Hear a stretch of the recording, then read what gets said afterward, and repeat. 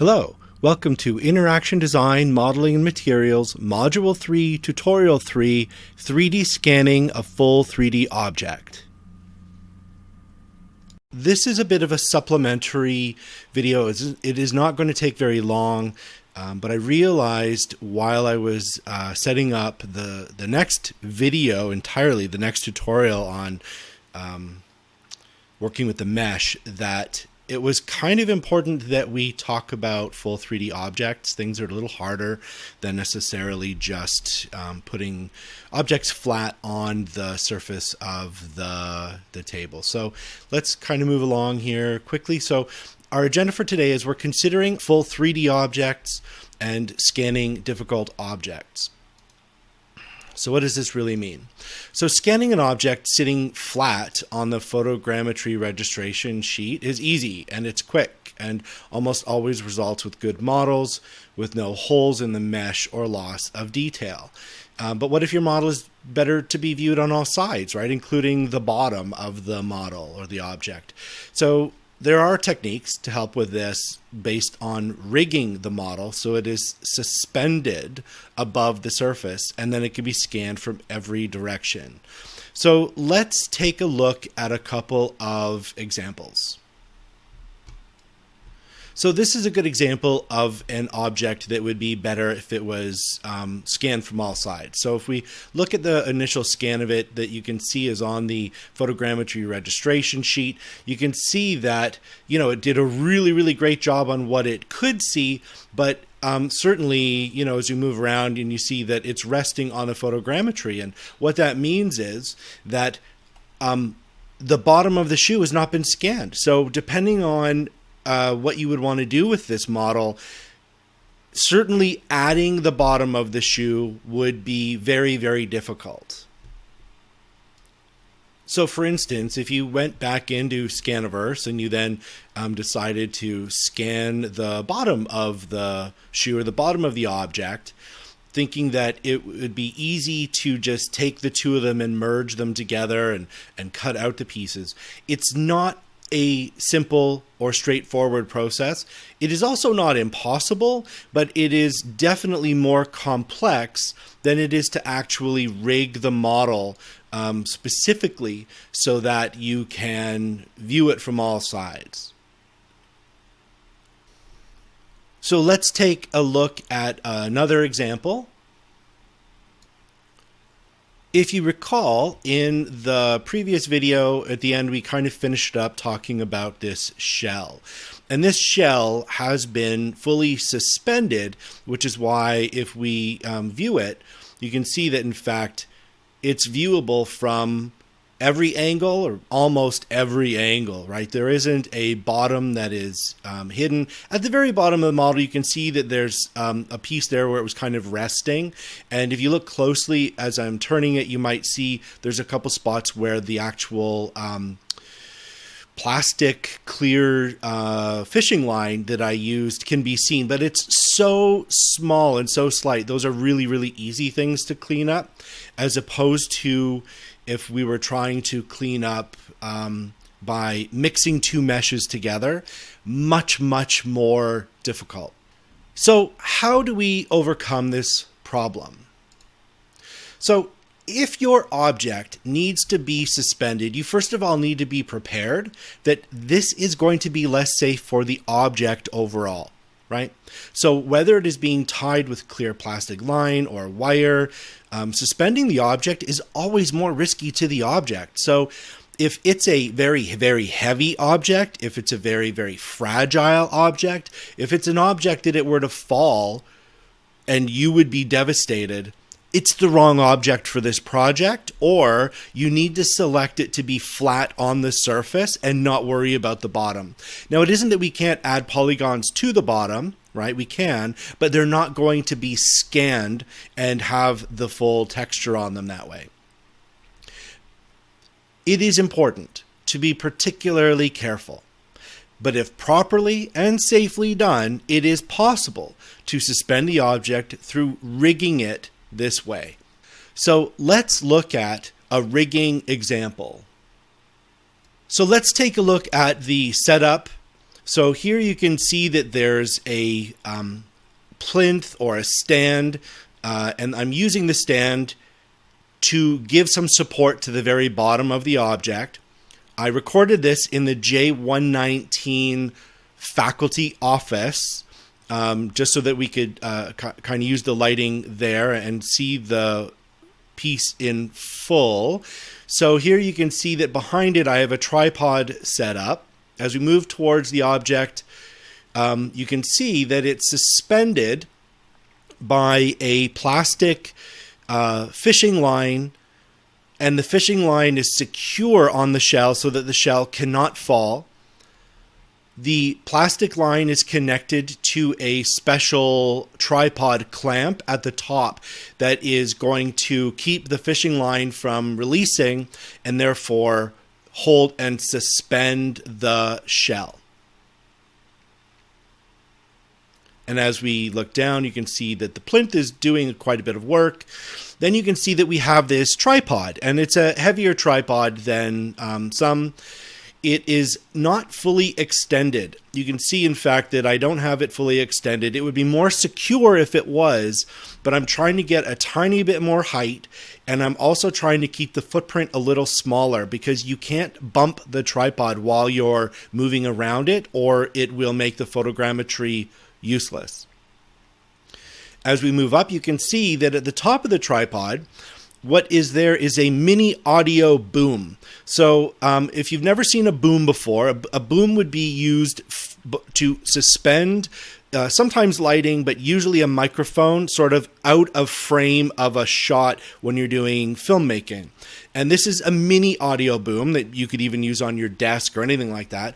On a tripod, it works perfectly. It allows us to suspend smaller and not too heavy objects.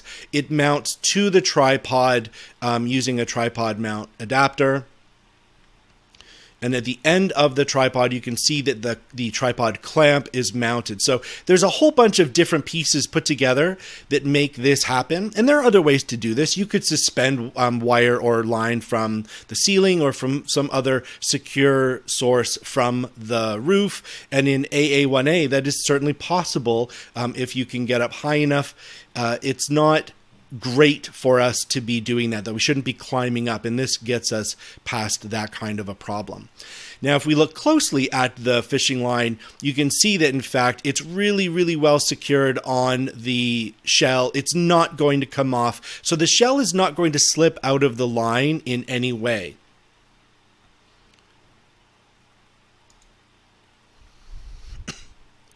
We can move all the way around the shell. You can see that I've also trimmed down the photogrammetry registration image on the top of the stand. And at the sort of point at the bottommost point of the shell where it comes in contact with the stand, what I have there is a small clear piece of plastic with a tiny little bit of double back tape.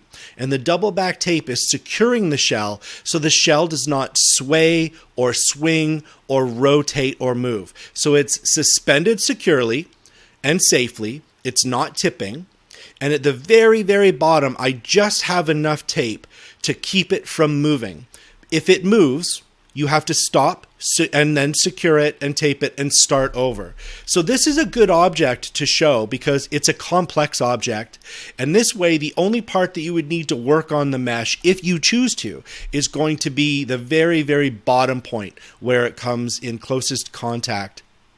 So let's look at a rigging example. So here we have the shoe in the exact same setup on the rig. It's suspended from the top.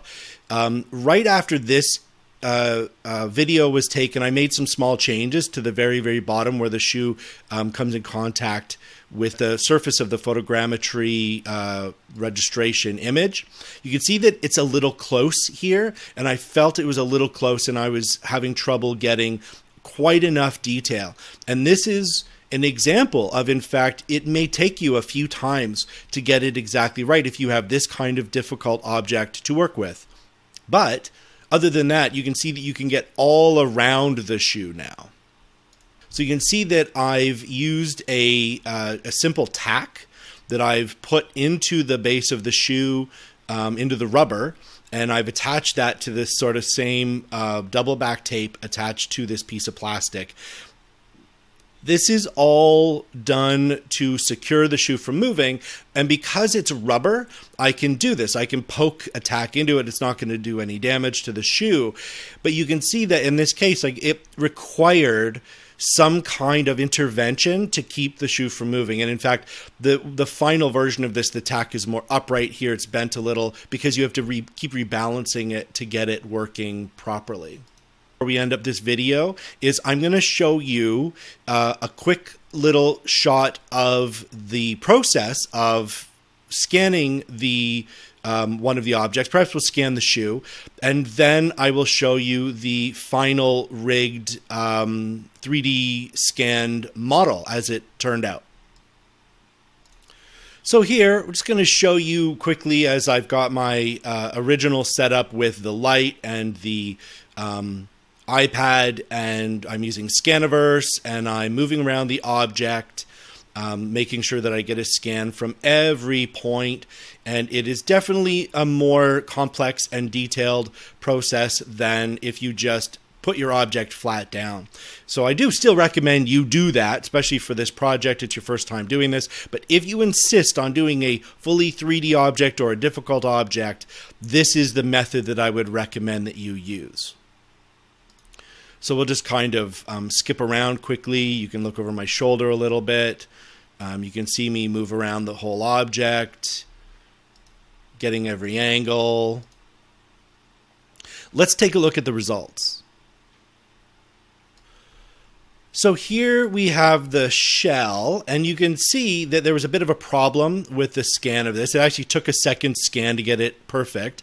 You can see that there's this missing set of polygons that are right in the middle like that. I just want to mention that depending on your project and depending on what you intend to do, that might not be a deal breaker. That might actually be fine. And in fact, the reflexive element of the assignment does not require it to be a perfect model. In fact, it might even be fun to play with the model and have it do distortions and use that as part of your dialogue. However, this is still an example just showing that even with this process, you do need to repeat it perhaps a few times. And in fact, it took me a little bit before I got this model perfect. Let's take a look at the shoe. The model worked out really, really well.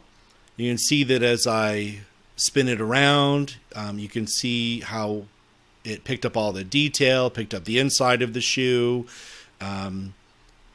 Here I'm going to just kind of crop out some of the extra pieces I don't need, so you can see how easy it is to take a model like this and very quickly have something that you can work with. So we'll crop it from the top first, and then we can go in and actually crop it from the front, which allows us to remove the base altogether, in which case now you only have perhaps some issues with the very tip of the shoe, the front of the shoe, in order to fix. So it really, really reduces the amount of work that you need to do to sort of fix it up and make a really good usable model out of it.